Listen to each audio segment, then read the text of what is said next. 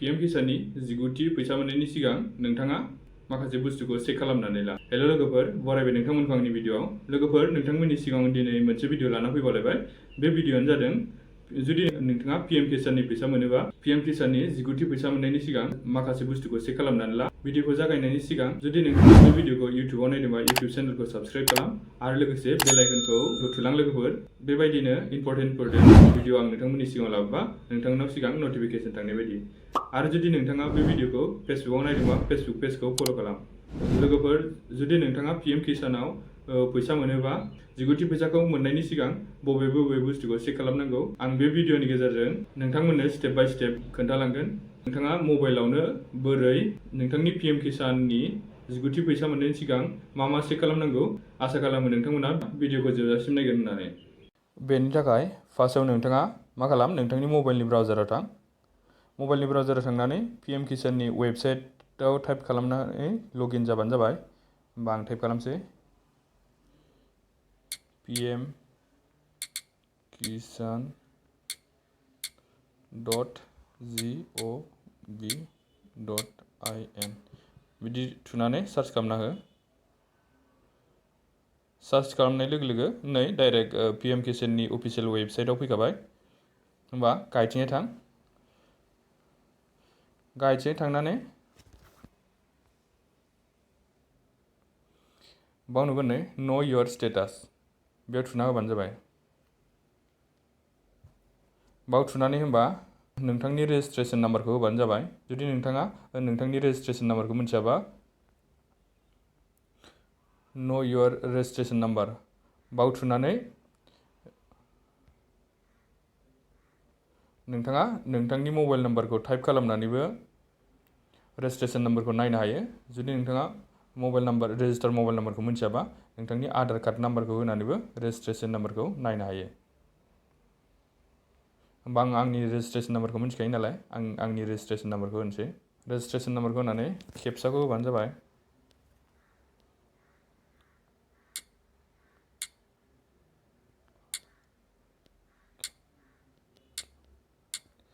खेबसाखौ होखांनायनि उनाव get your OTP बेयाव थुना हो। बाव थुनाय लोगो लोगो नोंथांनि रेजिस्टार मबाइल नाम्बाराव OTP थांगोन दै। होमबा दसे नेथ'।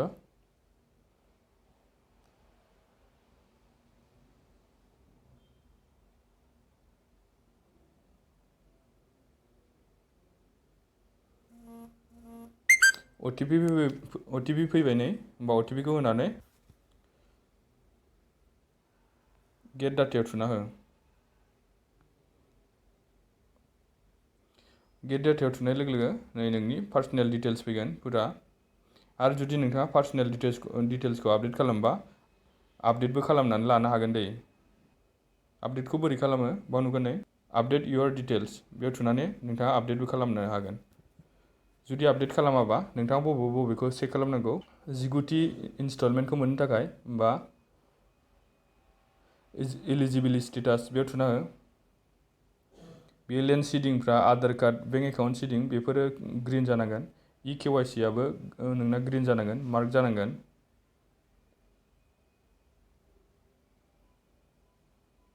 आरो जुदि बे ग्रिन जायाखैबा होमबा नोंथाङा फैसाखौ मोननाय नङा आरो बेयाव मोनसेयाव नुबावगोन नै FTO प्रसिड बियो येस जानांगोन दे लोगोफोर। होमबासो नोंथाङा 19थि इनस्टलमेन्टखौ मोनगोन। जुदि नोंथांना बेफोरो ग्रिन नङाबा नोंथाङा नोंथांनि खाथियाव थानाय CSC सेन्टाराव थांनानै आपडेट खालामनो हागोन। आरो बेफोरो जुदि गासिबो ग्रिन दंजोबोबा होमबा नोंथांनि एकाउन्टखौबो खेबसे चेक खालामबानो जाबाय DBT एकाउन्ट नंगौना नङा। होमबा जुदि नोंथांनि एकाउन्टआ DBT एकाउन्ट जागोन ना जायाखै बेखौ चेक खालामनानै ला लोगोफोर। मानोना दानि सरकारनि गासिबो स्किमफोरानो DBT एकाउन्टआवसो हाबो दै। बे DBT एकाउन्ट नोंथांनि एकाउन्टआ DBT एकाउन्ट नंगौना नङा बेखौ चेक खालामनो थाखाय फार्स्टआव नोंथाङा NPCI बिदि टाइप खालामनानै सार्च खालामना हो। सार्च खालामनानै बाव नुगोन नै NPCI बेयाव थुना होबानो जाबाय। बाव थुनाय लोगो लोगो बेबायदि फैगोन नै। होमबा गाहायथिं थां, गाहायथिं थांनानै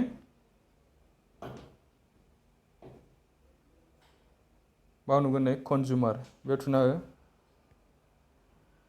कन्जुमार थुनाय लोगो लोगो बेयाव नुगोन नै भारत आधार सीडिंग इनेबलर, बेयाव थुना होबानो जाबाय।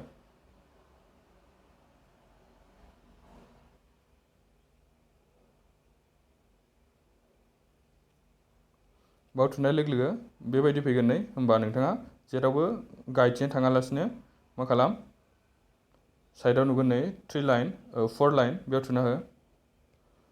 4 लाइनाव थुनानै नैबाव नुगोन नै आधार मेप स्टेटास, बेयाव थुना होबानो जाबाय। बाव थुनाय लोगो लोगो नोंथांनि आधार कार्ड नाम्बारखौ बिगोन दै, होमबा नोंथाङा आधार कार्ड नाम्बारखौ होनानै ला।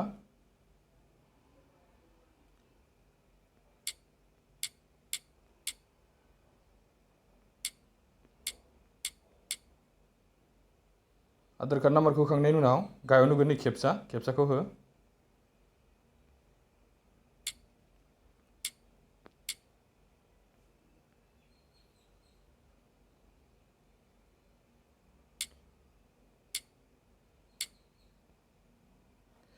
खेबसा आरो आधार कार्ड होखांनायनि उनाव बाव नुगोन नै चेक स्टेटास, बेयाव थुना होबानो जाबाय। बाव थुनाय लोगो लोगो नोंथांनि आधार कार्डजों लिंक थानाय रेजिस्टार मबाइल नाम्बाराव OTP थांगोन, होमबा दसे नेथ'।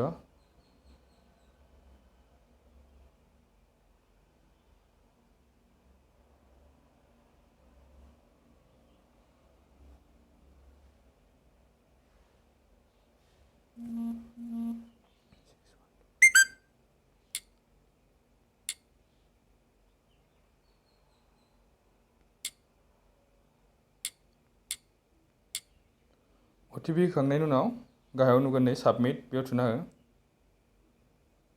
साबमिटआव थुनाय लोगो लोगो नैबेबायदि फैगोन दे, जुदि नोंथाङा नोंथांनि DBT एकाउन्टआ बबे, आरो जुदि नोंथांनियाव मोनसेल' एकाउन्ट दंबा नोंथांनि एकाउन्टआ DBT नंगौना नङा बेखौ बेयाव नायजोबनो हागोन। नै बाव बेंकनि लास्टआव नुगोन नै बेंकनि नाम, जुदि नोंथाङा मोनथियाबा नोंथांनि बबे बेंक एकाउन्टआ DBT एकाउन्ट बेयाव नुगोन गाहायाव बेंक नेमाव। आरो जुदि नोंथांनि एकाउन्टआ DBT नङाबा नोंथाङा सरकारनि स्किमखौनो मोनसेबो मोनखानाय नङा, लोगोसे PM किसाननि फैसाखौबो नोंथांनाव हाबनाय नङा दै। बेनोमोन लोगोफोर दिनैनि भिडिअ'आ। जुदि नोंथाङा बे भिडिअ'खौ नायनानै मोजां मोनदोंबा लाइक आरो कमेन्ट खालाम।